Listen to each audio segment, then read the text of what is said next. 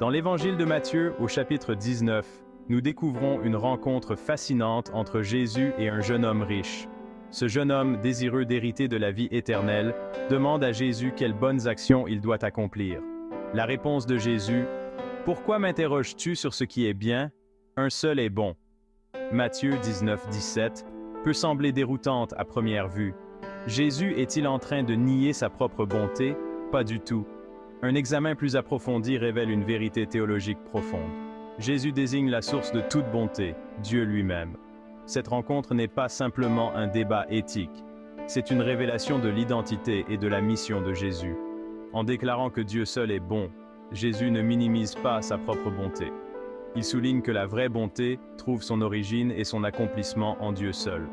Jésus, comme nous le verrons, incarne cette bonté divine, révélant l'amour et le salut de Dieu à l'humanité. Pour saisir toute la portée des paroles de Jésus, nous devons comprendre ce que signifiait le bien dans la Palestine du 1er siècle. La bonté n'était pas seulement une question d'action morale, elle englobait une plénitude de vie, une relation juste avec Dieu et avec les autres. Il s'agissait de refléter le caractère même de Dieu dans tous les aspects de l'existence. Lorsque le jeune homme riche s'adresse à Jésus en l'appelant « bon maître », il reconnaît la droiture morale et l'autorité spirituelle de Jésus. Cependant, Jésus le met au défi de considérer la source profonde de cette bonté. En attribuant la bonté ultime à Dieu seul, Jésus révèle sa propre relation unique avec le Père. Il souligne la réalité qu'il est lui-même l'incarnation de la bonté de Dieu dans le monde. Tout au long des évangiles, les paroles et les actions de Jésus pointent vers son identité divine. Il proclame le royaume de Dieu, guérit les malades et pardonne les péchés, des actes considérés comme appartenant uniquement à Dieu. L'évangile de Matthieu commence en présentant Jésus comme Emmanuel, ce qui signifie « Dieu avec nous ». Matthieu 1, 23. De plus, lorsque Jésus guérit un paralytique, il le fait pour démontrer que le Fils de l'homme a le pouvoir sur la terre de pardonner les péchés. Matthieu 9, 6. Ces passages, parmi tant d'autres, confirment l'affirmation de Jésus d'être un avec Dieu. Il n'est pas simplement un bon maître, il est Dieu lui-même, venu offrir le salut à l'humanité et restaurer notre relation brisée avec le Père. La rencontre avec le jeune homme riche ne porte donc pas seulement sur le comportement éthique, mais sur la reconnaissance et la réponse à la présence même de Dieu en Christ. Quatrième partie, l'obstacle de la richesse et le véritable trésor. L'histoire du jeune homme riche met en évidence le danger des priorités mal placées. Le jeune homme, bien que moralement intègre, est finalement incapable de suivre Jésus car son cœur est attaché à sa richesse. Jésus dit à ses disciples, « Il est plus facile à un chameau de passer par le trou d'une aiguille qu'à un riche d'entrer dans le royaume de Dieu. » Matthieu 19, 24.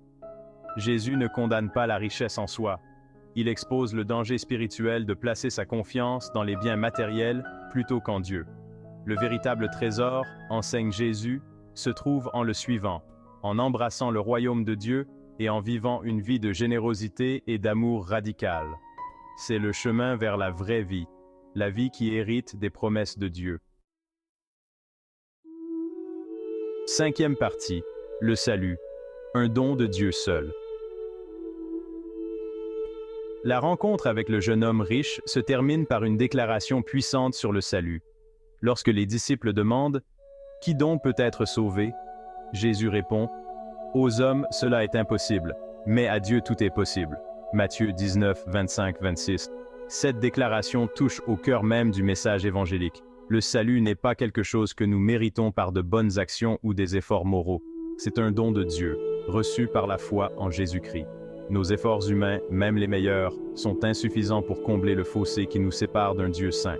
Seul Dieu, dans sa miséricorde et sa grâce infinie, peut nous offrir le pardon et une nouvelle vie. Sixième partie. Conclusion. La bonté de Dieu, révélée en Christ. L'histoire du jeune homme riche est une invitation à rencontrer la véritable source de la bonté, Dieu lui-même, révélé en Jésus-Christ. Elle nous met au défi d'examiner nos propres cœurs, d'identifier les idoles qui entravent notre relation avec Dieu et d'embrasser la générosité et l'amour radicaux qui caractérisent le royaume de Dieu. La déclaration de Jésus selon laquelle un seul est bon n'est pas un déni de sa propre bonté, mais une affirmation profonde de son identité divine. Il est l'incarnation de la bonté de Dieu dans le monde, celui qui est venu nous offrir le pardon, l'espérance et la promesse de la vie éternelle. Puissions-nous, comme le jeune homme riche, rencontrer Jésus et être interpellés par son appel à le suivre, lui le seul qui est bon.